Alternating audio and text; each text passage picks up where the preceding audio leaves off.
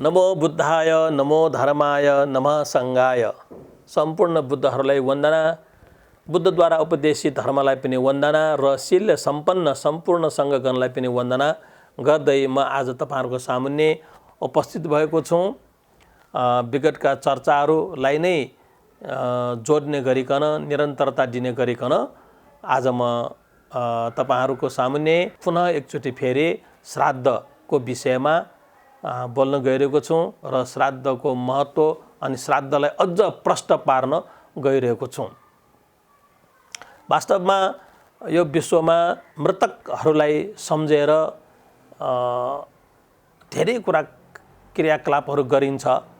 मात्रै हाम्रो देशमा होइन, विदेशमा पनि भनौँ न मानव समाजमा मृतकहरूलाई अर्थात् आफ्ना बितेका बुवा आमालाई, बाजे बजेलाई अथवा आफ्ना पुर्खाहरूलाई सम्झने परिपाटी छ। मात्रै हाम्रो नेपालको कुरा होइन यो तपाईँ अब हाम्रो छिमेकी राष्ट्र भारतको कुरा गरौँ, त्यहाँ पनि पूर्वजहरूलाई सम्झेर केही क्रियाकलापहरू गर्दछन्। त्यस्तै अब उत्तरतर्फ चीनको कुरा गरौँ, चीनमा पनि यस्तो परम्परा छ पूर्वजहरूलाई मान्ने। अझ पूर्वजहरूको नाउँमा जतिजना आफ्ना पुर्खाहरू छन् ती पुर्खाहरूलाई सम्झेर प्रत्येकको व्यक्तिको नाउँमा एउटा त्यो पुतली जस्तो बनाएर राख्ने त्यस्तो पनि चलन छ।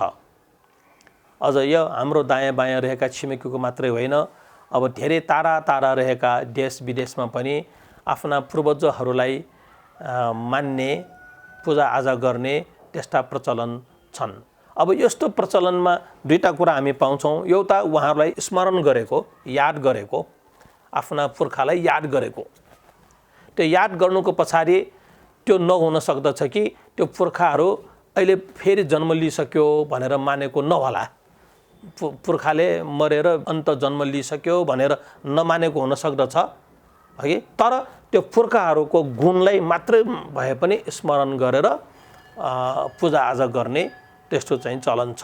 अझ त कतै यस्तो छ रे, त्यो पुर्खा उसको जुन पार्थिव शरीर छ त्यसलाई बट्टाभित्र राखेर जमिन मुनि गाडेर राख्ने। अनि विश्वास यस्तो छ कि ऊ चाहिँ नि एक प्रकारले चाहिँ नि जिउँदैछ, त्यो एकदमै जिउँदै अवस्थै हो एक प्रकारको भनेर पनि त्यसलाई अझ मान्ने। अझ त त्यो मृतककोलाई पनि केही खानेकुरा चाहिन्छ भनेर मृतकको साथमै खानेकुरा राखेर बट्टाभित्र राखिदिने। अझ मृतकलाई पनि गहना चाहिन्छ भनेर उसले लगाएका गहनाहरू पनि त्यहाँ राखिदिने। अझ मृतकलाई चाहिँ बाटो खर्च पनि चाहिन्छ भनेर पैसा पनि हालिदिने। त्यो कफिन भन्ने बट्टाभित्रै त्यो सारा सामग्री राखेर उसलाई छोपेर राख्ने, यस्तो पनि प्रचलन छ। भन्न खोजेको मैले जुन नेपालमा बौद्ध समाज छ, हिन्दू समाज छ, उहाँहरू श्राद्ध गर्छन्, मृतकहरूको नाउँमा श्राद्ध गर्दछन्। त्यो मृतकको नाउँमा जुन श्राद्ध गर्ने कुरा हो त्यो चाहिँ नि सबभन्दा पहिले त एउटा स्मरण गरेको, उहाँहरूलाई याद गरेको पनि भन्दा त मिल्छ। र यसरी याद गर्ने कुरा, मृतकको नाउँमा केही क्रियाकलाप गर्ने कुरा भनेको मात्रै हाम्रो देशमा सीमित छैन। यो मानव समाज जुनको विकास भयो, सभ्यताको विकास भयो, त्यो विकासको क्रममा समाजले विभिन्न थरीका विचारहरू ल्याएका छन्। त्यही विचार अनुसार व्यवहारहरू पनि ल्याएका छन्। त्यसर्थ यो मानव समाजले पूर्वजहरूलाई मान्ने, याद गर्ने गरेको छ। अब जुन बौद्ध समाजमा श्राद्ध चलेको छ, त्यो श्राद्ध भनेको मात्र त्यो पूर्वजहरूलाई स्मरण गरेको मात्रै होइन, उसलाई याद गरेको मात्रै होइन।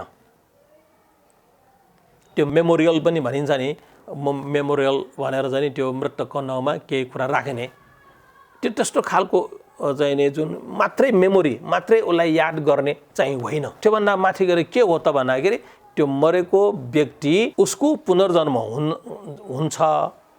तर त्यो पुनर्जन्म राम्रोदेखि लिएर नराम्रो ठाउँमा पनि हुन सक्दछ। त्यो राम्रो ठाउँमा पुनर्जन्म हुने र नराम्रो ठाउँमा पूर्वजन्म हुने भनेको, पुनर्जन्म हुने भनेको उसको कर्ममा भर पर्दछ। तर पनि उसको नराम्रो ठाउँमा पुनर्जन्म नहोस्, भनौँ अगति नपरोस्, नरक गतिमा जन्म नहोस्, जन्तु जनावर पशु पंक्षी भएर जन्मन नपरोस् भन्नुको अर्थ के हो सुगतिमा परोस् कसैले अब देवगतिमा देवता भएर जन्म लियोस् भन्ने पनि चाहेका होलान् कसैले फेरि मनुष्य गतिमा फेरि मनुष्य नै भएर जन्म लियोस् भन्ने पनि चाहेका हुन्छन् सत्कर्म भन्नु पर्दाखेरि नरकमा नपरोस् दुर्गतिमा नपरोस् नराम्रो ठाउँमा नपरोस् त्योभन्दा राम्रो ठाउँमा जन्म होस् भन्ने चाहेका हुन्छन् र त्यो चाहनाका साथ त्यो मृतकको नाउँमा केही क्रियाकलापहरू गर्दछन् ती क्रियाकलापहरूमध्ये एउटा गर्ने क्रियाकलाप हो श्राद्ध अब यस्तो श्राद्ध मैले विगतका हाम्रो भेटघाटमा भनिसकेको छु कि यस्तो श्राद्ध 11औं दिनमा गर्छन् अथवा 12औं दिनमा गर्छन् अब समाज अनुसार अलिअलि तलमाथि होला त्यो गर्ने दिनहरू कसैले त्यहाँ 45 दिनमा गर्छन् महिनै पछि पनि गर्नेहरू छन् एकदम वर्ष दिनसम्म गर्छन् अनि वर्ष दिनपछि फेरि एकैचोटि दोस्रो वर्षमा गर्छन् अनि दोस्रो वर्षसम्म यसरी श्राद्ध गरिसकेपछि अनि एक प्रकारले ल अब सबै काम सक्यो मृतकको नाममा गर्ने काम सक्यो भन्ने चाहिँ मान्छन् तर पनि के गर्छन् त भन्दाखेरि हरेक साल फेरि त्यो तिथि भनेर मृत्यु भएको दिनमै फेरि हरेक साल एकचोटि अब श्राद्ध गरिरहेका हुन्छन् श्राद्धका भेदहरू वर्गीकरणहरूको विषय मैले भनिसकेको छु अगाडि यो लौकिक श्राद्ध भन्ने छन् लोकोत्तर श्राद्ध भन्ने छन् लीन पिण्ड भन्ने छन् षोडश पिण्ड भन्ने छन् त्यसको विषयमा विशद मैले व्याख्या चाहिँ पहिले गरिसकेको छु अब म त्यस्तो व्याख्या गर्न चाहन्न म अहिले एउटा के प्रश्न पार्न गइरहेको छु त भन्दाखेरि यसरी ठिकै छन् त ल अब मान्छे मर्यो अब मरेर चाहिँ नि अब 7औं दिनमा जन्म लिन्छन् जन्म लिनु भनेको भ्रूणमा आमाको भ्रूणमा बस्छन् त्यो भ्रूणको चाहिँ नि अब 9-10 महिना लाग्दछ पूर्ण रूपमा त्यो विकास हुनलाई भ्रूण विकास हुनलाई र 9-10 महिना लाग्छ फेरि आमाको कोखबाट जन्म हुनलाई त्यस्तो भ्रूणमा रहँदाखेरि पनि उसको सम्पूर्ण अङ्ग प्रत्यङ्गहरू विकास होस् भनेर श्राद्ध गरिन्छ त्यो पनि मैले भनेको छु हैन अनि उसलाई चाहिँ नि जन्म लिनलाई पनि एउटा देख्नु पर्ने हुन्छ बाटो देख्नु पर्ने हुन्छ नराम्रो बाटो नदेखोस् राम्रो बाटो देखोस् धर्मको बाटो देखोस् भनेर पनि श्राद्ध गरिन्छ त्यो पनि मैले भनिसकेँ अब त्यसको अलावा के हो त वर्षौं वर्ष हरेक साल जने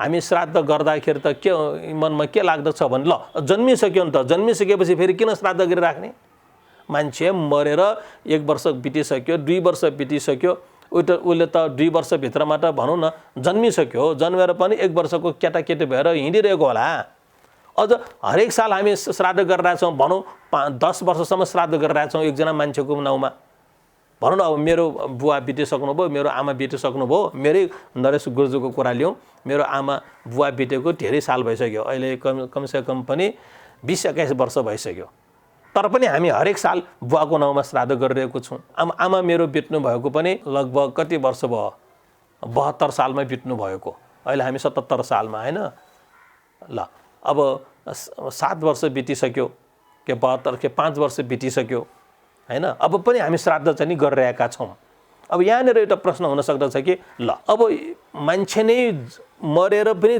जन्मेर पनि 5 वर्षको केटाकेटी 10-12 वर्षको केटाकेटी भइसक्यो होला फेरि हामीले यो श्राद्ध गरेर फेरि उसलाई किन श्राद्ध गरिरहेको यसरी फेरि उसको नाउँमा श्राद्ध गरेर के फाइदा के हुन जान्छ त भन्ने यस्तो खुल्दुली चाहिँ मच्नु स्वाभाविकै हो यस्तो शङ्का प्रश्न आउनु चाहिँ स्वाभाविकै हो अब यहाँनिर त मान्छेको भनाइ के हुन सक्दछ भने श्राद्ध नगर्दा हुन्थ्यो नि त मरेर मान्छे जन्मेर पनि कत्रो भइसक्यो फेरि उसैको नाउँमा उसलाई मरेको मान्छे सम्झेर मृतक भनेर फेरि उसको नाउँमा श्राद्ध गर्नु त औचित्य नै भएन भन्ने चाहिँ कुरा चाहिँ आउन सक्दछ यो कुरालाई मैले अब यहाँ आजको दिनमा अलिकति प्रश्न पार्न गइरहेको छु त्यो कसरी त भन्दाखेरि मान्छे जन्मियो ठिक छ मर्यो पनि हैन मरेर फेरि उसको मानौँ पुनर्जन्म पनि भयो है अब पुनर्जन्म भएर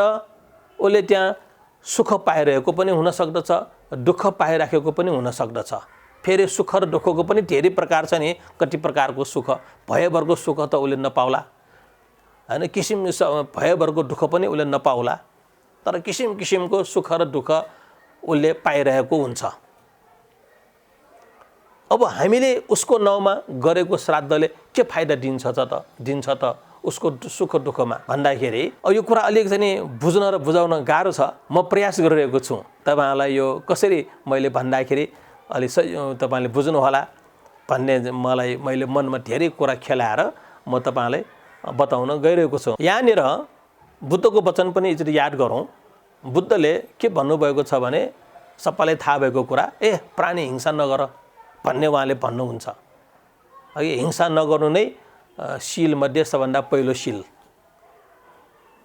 म प्राणी हिंसा गर्दिन भन्नु सबभन्दा पहिलो शील। अनि बुद्धले असाध्यै जोड दिनुभएको छ हिंसा नगर। अब हिंसा नगर भन्नुको पछाडि छ नि दुईटा कारण छ। एउटा कारण हो ऊ पनि प्राणी हो नि, आफू पनि प्राणी हो नि, आफूलाई जसरी काट्दाखेरि दुःख हुन्छ पीडा हुन्छ उसलाई पनि काट्दाखेरि त दुःख पीडा हुन्छ नि। आफूलाई काट्दाखेरि दुःख पीडा हुने बुझेर अर्काले पनि हुन्छ भनेर थाहा पाएर नगर्नु है, नकाट्नु नमार्नु भन्ने एउटा। यहाँनिर के छ भने करुणाको भाव छ। ऊ र म भनेको समानै हो, ऊ पनि प्राणी म पनि प्राणी, मात्र म मान्छे ऊ एउटा बोका पशु, त्यति मात्रै फरक होला। तर काट्दाखेरि त मलाई पनि दुख्छ, काट्दाखेरि उसलाई पनि दुख्छ।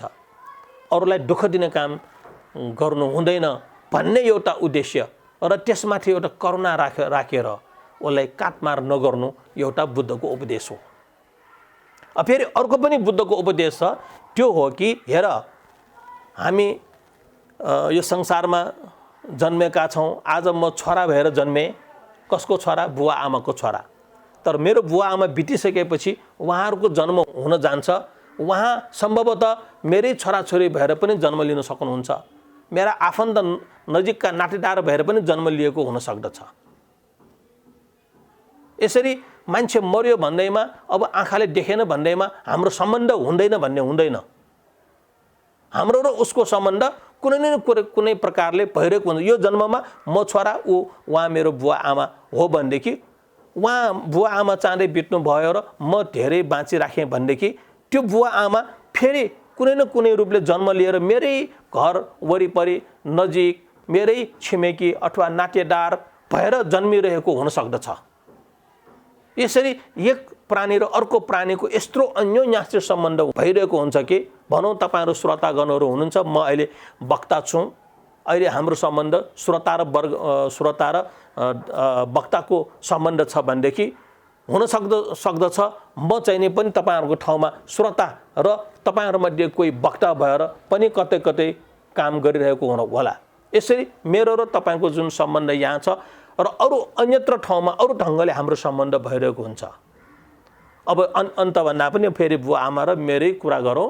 मेरो बुवा आमा बित्नु भयो, धेरै वर्ष भयो भनेदेखि अब उहाँहरू जन्मिसक्नु भएको छ। हुन सक्दछ उहाँहरू मेरो नजिकै कतै मेरै परिवारभित्र मेरै छर छिमेकीमा जन्मिरहेको पनि हुन सक्दछ। तर मैले उहाँले मलाई नचिन्नु त्यो भिन्नै कुरा। तर हाम्रो त्यहाँ सम्बन्ध भइरहेको हुन्छ, जन्म भइरहेको हुन्छ र सम्बन्ध कुनै न कुनै प्रकारले हाम्रो सम्बन्ध भइरहेको हुन सक्दछ। यो हो भगवान बुद्धको वचन। यो संसारमा जति पनि प्राणीहरू छन्, हुन सक्दछ कोही तपाईको कति जन्मको आमा होला, कोही तपाईको कति जन्मको बाउ पनि हुन सक्दछ, कोही तपाईको कति जन्मको छोरा पनि हुन सक्दछ, कोही व्यक्ति तपाईको आफ्नै छोरी पनि हुन सक्दछ, कोही तपाईको दाइ होला, कोही भाइ होला, कोही दिदी होला, कोही बहिनी होला, कोही मामा होला, कोही अब काका होला, काकी होला, माइजू होला। कुनै न कुनै प्रकारले हामी सबै एक आपसमा अन्तर सम्बन्ध छ। एउटा जन्ममा बाउ छोराको, अर्को जन्ममा मामा र भान्जाको, कुनै न कुनै प्रकारले हामी सबैको सम्बन्ध भइराखेको हुन्छ। त्यसकारण यो जन्ममा हामीले कसैलाई पनि काट्नु भनेको हुन सक्दछ तपाईकै पूर्व जन्मको फलानालाई काटिरहेको हुन सक्दछ। त्यो तपाईले कसैको मासु खाइराख्नु भएको छ भने हुन सक्दछ तपाईले संयोगवश आफ्नै आमाको मासु खाइराखेको हुन सक्दछ, आफ्नै बाउको मासु खाइराखेको हुन सक्दछ भन्ने यो पनि बुद्ध वचनै हो, बुद्धको उपदेश हो। तसर्थ बुद्धले भन्नुहुन्छ एउटा त समानताको आधारमा आफूलाई काटेपछि दुख्छ, अरूलाई पनि काट्दाखेरि दुख्छ, त्यसकारण नकाट्नु नमार्नु भन्ने एउटा उपदेश हो भनेदेखि अर्को उपदेश हामी सबै प्राणीहरू एक आपसमा अन्तर सम्बन्ध छ। कुनै न कुनै प्रकारले हाम्रो अन्तर सम्बन्ध हुन्छ। सबै नै हाम्रा नातेदार नै हो, त्यो कहिले हामी उसलाई चिन्छौँ, कहिले हामी चिन्दैनौँ। थाहा नपाएको मात्रै हो, यकिनका साथ भन्न नसकेको मात्रै हो, तर एक आपसमा हाम्रो सम्बन्ध छ। त्यसकारण कसैलाई काट्नु मार्नु भनेकै आफ्नै मान्छेलाई काट्नु मार्नु बराबरै हो। त्यो तपाईँले कसैलाई काट्दाखेरि आमाले काटेको नहोस्, कसैलाई काट्दाखेरि बाउलाई काटेको चाहिँ नहोस्। त्यसकारण काट्दै नकाट्नु, काटमारै नगर्नु र मासु नै नखानु भनेर यो अहिंसा र मांसभक्षणको विषयमा बुद्धको उपदेश छ। यो उपदेशलाई पनि हामीले हृदयङ्गम गर्नुपर्दछ। यो उपदेशलाई राम्रोसँग हामीले बुझेको खण्डमा हामीले के मान्नुपर्ने हुन्छ भने मेरा पूर्वजहरू बित्नुभयो, बितेर पनि उहाँहरू जन्मिसक्नु भएको छ, जन्मेर पनि कता कता कता उहाँहरू यो संसारमा रहिरहनु भएको छ। हो, त्यो मूल्य मान्यताका साथ फेरि उहाँहरूलाई सम्झेर हामीले श्राद्ध गर्ने, उहाँहरूलाई सम्झेर हामीले श्राद्ध गर्ने। र अनि मैले भनिसकेको छु, र श्राद्ध गर्दाखेरि हामी बढीभन्दा बढी त्यहाँ दार्शनिक रूपमा के गर्छौँ भने त्यहाँ अभिषेक दिन्छौँ। त्यहाँ हेर्दाखेरि दुधले नुहाइदिएको पिण्डमा, दुध पनि गाईको दुध, अब भैँसीको दुध, अनि दही, मह, विभिन्न त्यस्ता पदार्थले नुहाइदिएको भन्ने त्यहाँ भौतिक रूपमा त्यस्तो देख्नुहुन्छ। तर भित्री रूपमा के हो त भने त्यहाँ वाचन गरिन्छ पञ्चबुद्धका धारणी, पञ्चबुद्धको धारणी पढेर अथवा मन्त्र पढेर त्यस्तो अभिषेकहरू दिइन्छ। त्यो अभिषेकलाई यहाँ अभिषेक भन्न जानेन मान्छेहरूले अर्घ चढाउने भन्ने शब्द प्रयोग गर्छ, अर्घ दिने भन्ने चलन शब्द प्रयोग गर्छ। वास्तवमा त्यो अभिषेक भन्ने हो। पञ्चबुद्धको अभिषेक त्यहाँ दिइरहेको हुन्छ। कसलाई त? आफ्ना पूर्वजहरूलाई सम्झेर पिण्ड राखेर त्यो पिण्डमा अनि त्यो विभिन्न त्यो पदार्थबाट उसलाई स्नान गराइरहेको हुन्छ। तर वास्तवमा त्यो स्नान भनेको के हो त भने उसलाई मेरो बुबा, मेरो बाजे, मेरा पूर्वजहरू अब मरेर पनि जन्मेर पनि कता कति ठुलो भएर बसिरहेको होला, कुन अवस्थामा होला, उहाँहरू जहाँ रहे पनि, जहाँसुकै रहनु भए पनि, जस्तो सुखै सुख दुःख भोगिरहनु भएको भए तापनि उहाँहरूलाई यो पञ्चबुद्धको अभिषेक लागोस्, यो पञ्चबुद्धको ज्ञान उहाँहरूले प्राप्त गर्न सकोस् भन्ने त्यो भावनाका साथ श्राद्ध गरिन्छ।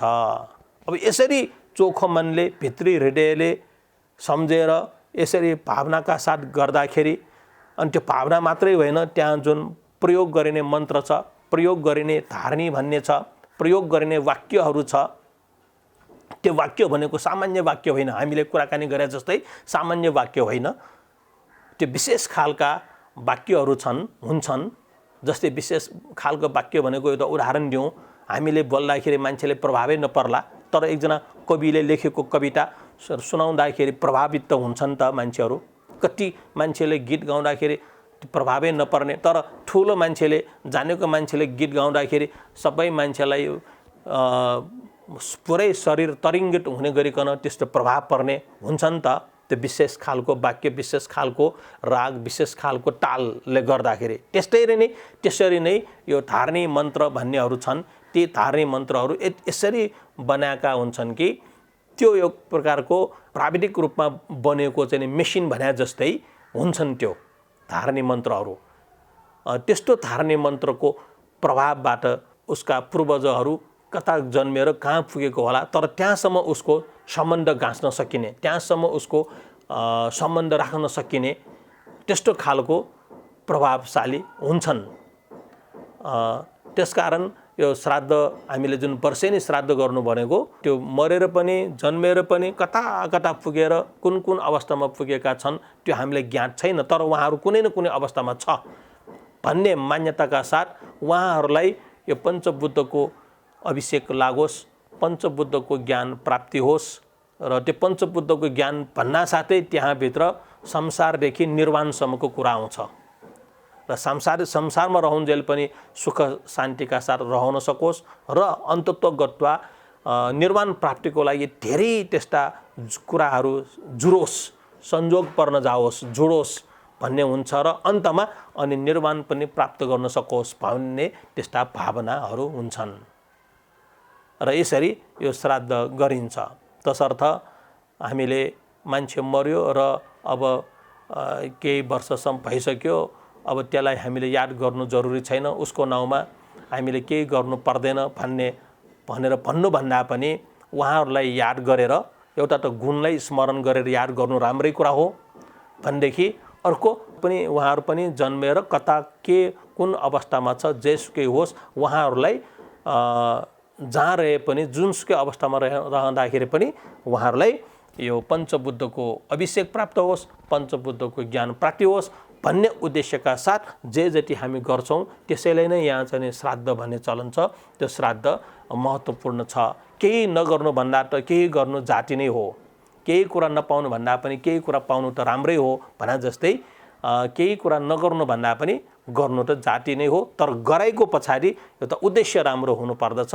अब यो जुन नेवा बौद्ध समाजमा गरिने श्राद्धमा उद्देश्य पनि राम्रो छ र सँगसँगै त्यहाँ प्रविधिका कुराहरू पनि छन्। त्यो श्राद्ध गर्दाखेरि चाहिने सामग्रीहरू, त्यहाँ तामाको थाल नै चाहिन्छ, त्यहाँ जौको पिठो चाहिन्छ, त्यहाँ तिल चाहिन्छ, त्यहाँ कुश चाहिन्छ, त्यहाँ विभिन्न खालका त्यस्ता सामग्रीहरू चाहिन्छन् जुन त्यहाँ अपरिहार्य हुन्छन्। त्यो सामग्री भनेको एक प्रकारको प्राविधिक रूपमा नै चाहिने कुराहरू हुन्। अब कतिपय कुराहरू प्राविधिक छैनन्, त्यो मान्छेको सोखमा छ, मान्छेको भावनासँग सम्बन्ध छ। पिण्डलाई पितृलाई चढाउने भनेर अनि फलफुल रोटी विभिन्न खाद्य पदार्थहरू पनि चढाउँछन्। त्यो भनेको प्राविधिक भन्दा पनि भावनात्मक कुरा हो। त्यो प्रविधिको हिसाबले नचाहिएला ती कुराहरू। तर भावना के छ भने मेरो बुवालाई असाध्यै यस्तो खालको खाना मनपर्छ त्यही खुवाइदिउँ भनेर त्यहाँ चढाउन आउँछन्। मेरो बुवालाई यस्तो खालको फलफुल मनपर्छ त्यही फलफुल त्यहाँ खुवाउँछु भनेर पनि आउँछन्। त्यो उहाँहरूको भावनासँग सम्बन्धित भए वास्तवमा त्यो लड्डु खुवाएर त्यो लड्डु नै त्यो मृतकको मुखमा पर्न जाने त होइन। त्यहाँ केरा खुवाएर केरा चढाएर केरा नै उसको बुवाले अथवा आमाले मृतकले त्यो ठ्याक्कै त्यही पाउने त होइन। त्यहाँ पैसा चढाएर त्यही पैसा उसको लागि ठ्याक्कै पकेटमा जाने पनि होइन। त्यो होइन भन्दा पनि यहाँ मान्छेहरू गर्छन् त्यो कुरा। अब त्यो उहाँहरूको भावनाको कुरा, इमोसनको कुरा। तर म के भन्छु भने त्यहाँ प्राविधिक रूपमा चाहिने कुरा भनेको तामाको थाल, त्यहाँ जौको पिठो, त्यहाँ कुश अनि तिल जस्ता कुराहरू छन्। हुँदा त यहाँ भनौँ कि नभनौँ त्यहाँ गैँडाको मासु पनि चाहिन्छ। अनि गैँडाको मासु छैन भनेदेखि कुनै पनि प्रकारको सानो टुक्रा मासु पनि चाहिन्छ। त्यो प्राविधिक रूपमा चाहिन्छ। त्यो कुरा त्यो इमोसनको कुरा होइन, भावनाको कुरा होइन। जसरी एउटा यन्त्र छ भनौँ न, अब यो मोबाइल भन्ने छ, मोबाइल त्यतिकै बन्दैन। मोबाइलमा चाहिने जुन पदार्थहरू छन् त्यो सबै कुरा जोडेपछि यो मोबाइलले काम गर्दछ। प्राविधिक रूपमै केही कुरा त्यस्ता कुरा चाहिन्छ अनि मात्र यो यन्त्र चल्छ, यन्त्रले काम दिन्छ भने जस्तै श्राद्धमा पनि केही त्यस्ता कुराहरू छन्, प्राविधिक रूपमा चाहिने कुराहरू छन्, ती कुराहरू चाहिन्छ। तर बाँकी मैले भने प्रश्न पारेँ जुन किसिमले त्यहाँ पिण्डलाई चढाउने खानेकुराहरू फलफुलहरू यताउता गर्छन्, यी सबै कुराहरू आडम्बरी त म भन्दिनँ, त्यो भावनाको कुरा हो। भावना इमोसनल भएर भावनात्मक भएर ती कुरा राख्छन्। त्यो नराख्दा हुन्थ्यो हो, मलाई थाहा छ त्यो नराख्दा हुन्थ्यो। किन हुन्थ्यो? राखेर त्यही कुरा उसको पितृले पाउँदैन, मृतकले पाउँदैन, थाहा छ। तर पनि अब समाजमा जुन चलेको उनीहरूको यो त इमोसनको कुरा छ, त्यसलाई चाहिँ म कुनै पनि प्रकारले हानि पुर्याउन चाहन्न। र बरु यो यति कुरा म भन्न चाहन्छु, जुन श्राद्ध नेपालमा बौद्ध समाजमा र हिन्दू समाजमा गरिन्छ त्यो श्राद्ध शब्द एउटै हो तर व्यवहारमा धेरै फरक छ। त्यसकारण हिन्दू श्राद्धलाई र बौद्ध श्राद्ध भनेको एउटै भनेर नसम्झनु होला, त्यो अनुरोध गर्न चाहन्छु। अनि बौद्ध श्राद्धको आधार भनेकै चाहिँ अनात्मवादबाट आएको श्राद्ध हो, अनिश्वरवादको आधारमा आएको श्राद्ध हो, तर पूर्वजन्मलाई मानेर आएको श्राद्ध हो। पूर्वजन्म र पुनर्जन्म हुन्छ भन्ने सिद्धान्तमा आधारित भएर आएको श्राद्ध हो। र त्यसरी फेरि त्यो मृतकको जुन चाहिँ चित्त भन्ने छ त्यो चित्तकै कारणले उसको पुनर्जन्म हुने हो। र पुनर्जन्म हुनु नसकिरहेको अवस्थामा पनि त्यो गरिने श्राद्धको कारणले उसको पुनर्जन्म हुन सजिलो हुन्छ र उसको चाहिँ जुन दुर्गतिमा पर्न सक्ने सम्भावना छ त्यसलाई पनि अझ त्यसलाई परिशुद्ध गरेर सुगतिमा उसको जन्म लिन लगाउनको लागि परिवार आफन्तजनहरूले समूहगत भएर गरिने श्राद्धले धेरै मद्दत पुर्याउँदछ। र फेरि व्यक्तिको नाउँमा वर्षेनी लामो समयसम्म पनि हामी श्राद्ध गर्दछौँ। त्यो गर्नुको पछाडि त्यहाँ एउटा स्मरण, उसलाई याद गर्ने कुरा पनि छँदैछ र सँगसँगै प्राविधिक रूपमा ती सामग्रीहरू राखेर गर्दाखेरि जुनसुकै अवस्थामा जहाँ जन्म लिएर बस्दाखेरि पनि उसलाई त्यसको प्रभाव पर्न जाने त्यसलाई हामी भन्दछौँ धार्मिक भाषामा पुण्य परिनामना अथवा पुण्यानुमोदना। त्यो हामीले गरेको पुण्यले उसको लागि डेडिकेटेड गर्ने, उसलाई समर्पण गर्ने र साँच्चै त्यो पुण्यको कारणले उसलाई जुन अवस्थामा छ त्यसलाई जीवनमा केही सुख शान्ति दिन सक्ने, केही त्यस्ता राम्रा कुराहरूको चाहिँ सङ्गम संयोग हुन सक्ने भन्ने विश्वासका साथ यो श्राद्धहरू गरिन्छ। तसर्थ श्राद्ध हामीले गर्नु आवश्यक छ। गर्दाखेरि केही नोक्सान छैन, नगर्दाखेरिबाट हामीले केही छुट्याएको जस्तो होला, गर्दाखेरि केही पनि नोक्सान छैन, फाइदै हुने धेरै सम्भावना छ, फाइदा नै हुन्छ भनेर पनि म भन्दछु। यति भन्दै आजको यो हाम्रो जानकारीका कुराहरू, यो प्रवचनलाई मैले यहीँ टुङ्ग्याएँ। धन्यवाद।